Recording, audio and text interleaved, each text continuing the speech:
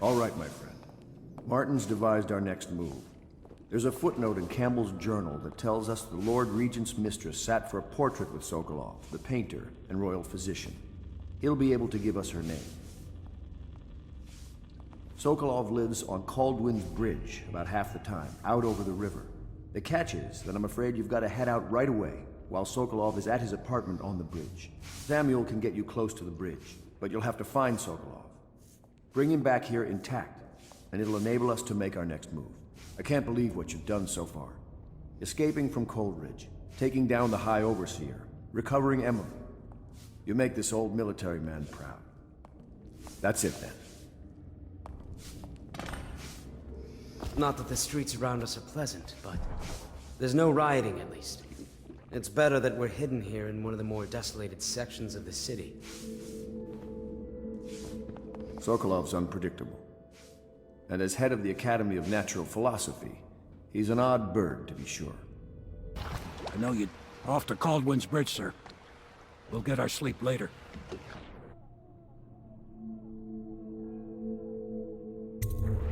Just climb aboard when you're ready.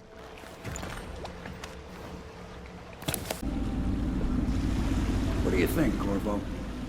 Caldwin's Bridge. You've been in the city for years, but you lived in Dunwall Tower with the late Empress, so maybe you haven't visited the bridge before tonight. Something to look out for. See all them lights on the water? That's right, we'll be spotted for sure. You're gonna have to shut off their power before I can pick you up. Now, about bringing Sokolov back alive, he's smart. Maybe even smarter than Piero. Got the whole of Dunwall under his thumb with all that natural philosophy business. New technology, potions and the like. Seems dangerous to me. But what do I know? Here we are. I'll meet you at the arches under Sokolov's place when you're ready, Corvo. Assuming, of course, you've taken care of those floodlights. Curse the plague and this blasted curfew. How is anyone supposed to make a living? Well now, Mr. Pratchett. Even a wealthy man like you needs the city watch. Gangs are cutting throats and smashing windows left and right, and the weepers, excuse me, the plague victims are worse. Are you saying the Lord Regent is wrong for imposing curfew? It won't do you any good to bait me, officer. But don't worry, I'll be fine. I'll profit. A smart man can come out ahead, even in the time of plague. Sure, like that Sokolov. He's doing fine. Always a lot of exotic items coming and going from his place. Keeps this place running, at least for now. Yes, yes, if by exotic you mean foul-smelling as a witch's bottom. The royal physician will be fine too, until he crosses the wrong man. Rivers change course over many lifetimes, and eventually all bridges tumble down. 1,000 years ago, there was another city on this spot. The people carved the bones of whales into runes and inscribed them with my mark. Children still find them washed up in the river mud. Anton Sokolov has made a great study of my runes, but he's not special like you are. He wasn't chosen, and he doesn't wear my mark, so he can't unlock their secrets. Sokolov believes there are specific words and acts that can compel me to appear before him. He searches old temples in Pendicia and ruined sub-basements in the flooded district. He performs disgusting rituals beneath the old abbey. But if he really wants to meet me, he could start by being a bit more interesting. Hey, you with the mask and the hand tattoo. Listen, I ain't no criminal. I just collect river crust pearls. They chased me down, and I had to hide my catch. You help me, and I'll show you where the pearls are. Split them with you. Just follow me. I'll show you the place. No one saw me drop it. You won't be sorry. We can split them right down the middle. Now I'm out of that cell, I'm feeling myself again. River crust. I don't like them. That spit of theirs stings like fire. Get rid of that thing, or I won't go further. Locked, huh? I was afraid of that. That key will be on one of those guards. It's up to you. If you still want them pearls, I mean. Nothing here now.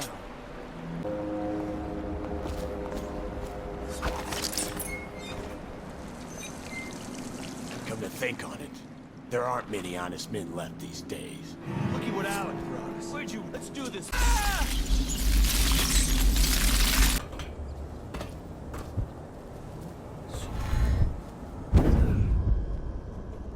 Find a way to keep these rats off me, so that I can get out.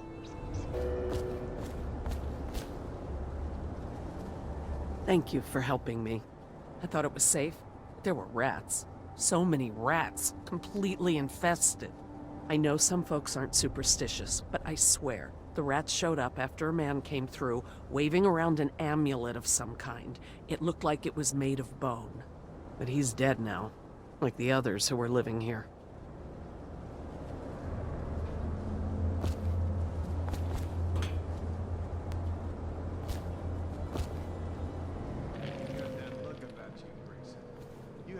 Thinking again, have you? No, sir. Not thinking. I was just wondering, All these rats if crawling all Sokolov over is our testing elixirs on people to cure the plague, why is it he always asks for healthy citizens? I mean, if you follow my meaning, sir. You have no mind for natural philosophy. Obviously, it's because the ones already sick with plague don't live long enough to provide Sokolov with any useful information. It's just a shame is all. Like that woman the other day. She was easy to look at. Seemed nice enough. Shame she has to die, I mean, and so horrible like, too. Now you listen to me. It's none of our concern the how or why of things. And if you want your elixir rations, then I suggest you stop your wondering. These are pigs. Pigs for Sokolov's experiments. And pigs mean nothing to me. Understand? Right. I mean, why worry about a couple of disgusting smelly pigs, you know? All pigs get slaughtered sooner or later. Better if I wonder about those sounds we heard from the warehouse, right? I mean, pass me by. All the others. What was that all about? Sickness. That's better. You'll go far, Grayson.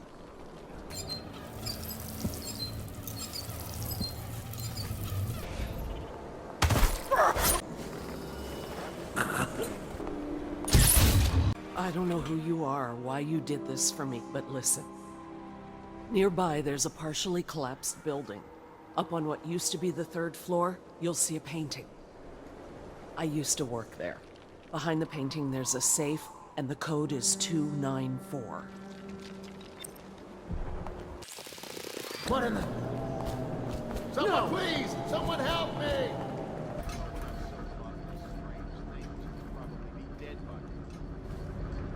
Can't one of our own doctors make a cure? I mean, why does it have to be a filthy foreigner like Sokolov? Don't hesitate to go upstairs and ask the madman yourself. And lose my daily elixir ration? I'm not that stupid. If you say so. You two, stop chatting and wandering around. Go back to work. I now turn my hopes and energies to Formula 25, which in conjunction with a high heat therapy, which came to me most vividly in a dream last night, has great potential according to the latest celestial alignment. As for test subject 312, after the characteristic sloughing of the skin, she should be dead by mid-morning tomorrow. Please, sir. Please let me go.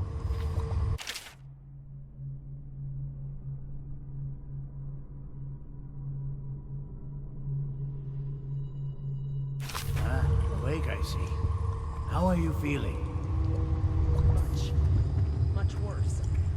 Do I have the plague? Please, sir. I don't want to die.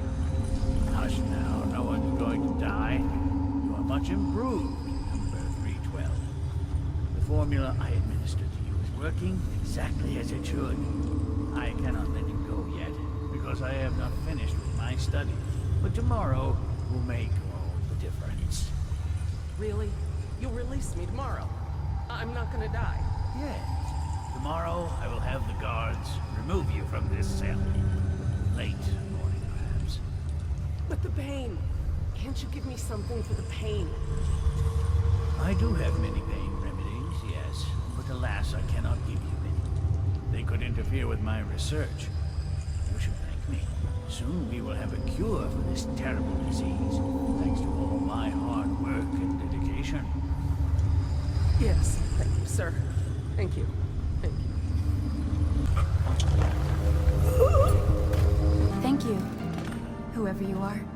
He kept me in a cage, like an animal. The pain is horrible right now. So I'll just hide in a corner and leave when I'm feeling better. The royal physician himself. You made a neat job of it. Drop him here and we'll be off. Has been spotted on Caldwin's Bridge. The home of Anton Sokol.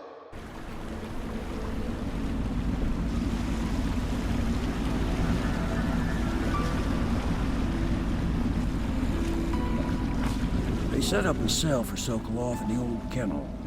Shackles and everything. It'll be a shock, him waking up in the straw and old dog poop. But from what I hear, he's woken up worse places. Guess we all have at that.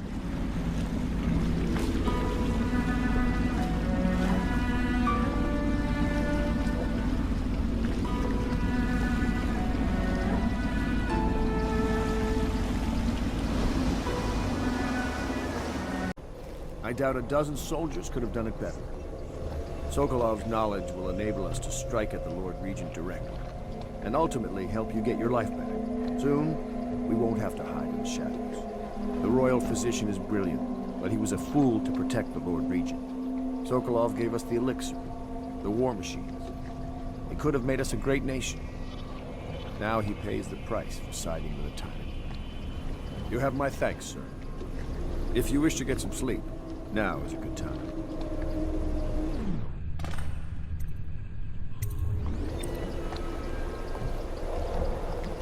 I hope they don't have to hurt him.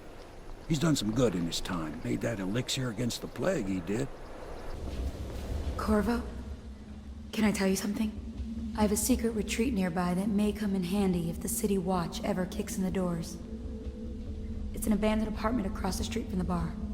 I don't think anyone else here knows about it, but I'm guessing I can trust you. The key is stashed under my bunk upstairs. If there's ever trouble, you can go there for safety. I know I will. Please be as quiet as you can. It took forever for Emily to fall asleep. Poor dear. It's okay, Emily, I'm here. She seems happier when you're here. Though I know you have important things to do. Out there in the city.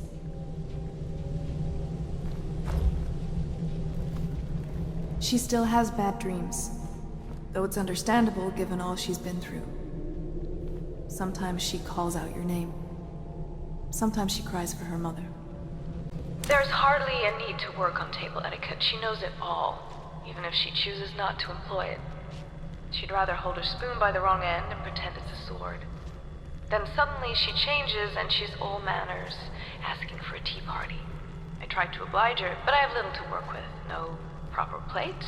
Instead of a cloth napkin, I've only the bar rack. Ale mugs instead of teacups. I've asked for things befitting her, but they have their minds on other things. For now, Emily and I decided to make a pretend dinner using paper and little things she's found here and there. On the floor, I suppose. Not right for a princess, but it'll have to do.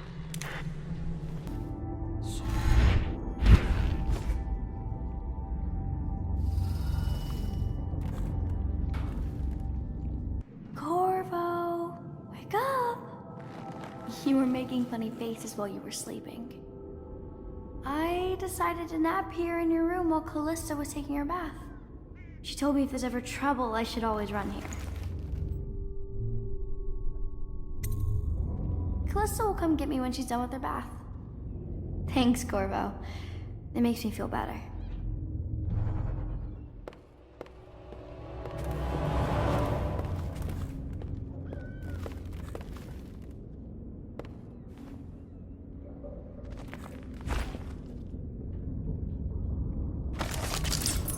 She sees more than she's telling. Invasion of Caldwin's Bridge will be delayed indefinitely. I know it looks... I was inventing a new kind of lock. The tumblers, shaped like snowflakes. The truth is, there is no snowflake lock. I was just, looking through the lock.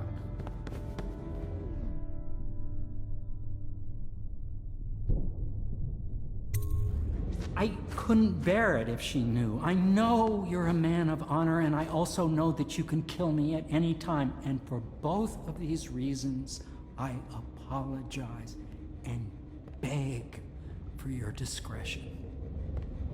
Royal Physician, I believe you and Corvo knew each other in former days. Unlike you, our friend Corvo knows what loyalty means. I am loyal to my inner spirit. You are the one consorting with the most wanted man in the Empire. It's my belief that Corvo was innocent in the death of the Empress, and the former spy master, or the Lord Regent, as he calls himself, is a ruthless tyrant bent on destroying this city, the heart of the Empire. You are mistaken if you think there's love between me and our Lord Regent. But whatever you intend to do here, I assure you, I am beyond petty scare tactics. If I don't scare you, Sokolov, perhaps these rats will. Even if they don't carry plague, I've heard of a swarm of rats stripping a child's body to the bone in half a minute. I've heard worse. How long do you think it'll be before you talk? Before you beg to talk? Rats? Is that the company you keep now, Admiral? It's the company you keep that interests us, Sokolov. We know you painted a portrait of the Lord Regent's mistress, the very aristocrat who is funding the military with her fortune. She is the key to the Lord Regent's control over the city, and we must have her name. Sorry, Admiral. I cannot help you. It's time to put him to the question. You're part of this rabble, but I know you have your reasons. Yes, he does. All we need is the name of the Lord Regent's mistress. It's very simple. I elect not to tell you. You will have to force the words from me, and I warn you, my willpower is quite legendary.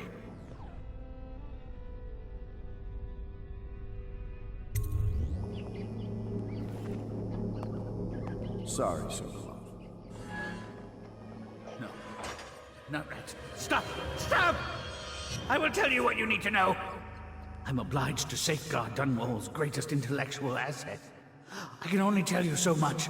I was not permitted to see her face or hear her full name. She called herself Lady Boyle. You see, I painted her from behind. I assure you, she still makes a striking portrait, but I do not know which Boyle she is. I was to be introduced to her at a masked ball in her honor this very night. But I will miss that party, it seems. A masked ball at the Boyle estate. Tonight? The timing is perfect, Corvo. But the Boyles are wealthy and ruthless, so security will be very tight. Of course. You already have a mask, don't you, Corvo? Yes, you will be able to mingle with them once you're on the grounds. You'll have to find out which of the Boyle women is connected to the Lord Regent, and take her out whatever way you can devise. We'll be able to strike at the Lord Regent himself and put Emily on the throne. May the wind favor you. I swear I never saw her face. Although I can vouch that her hindquarters are the finest in the city, and perhaps the Empire itself.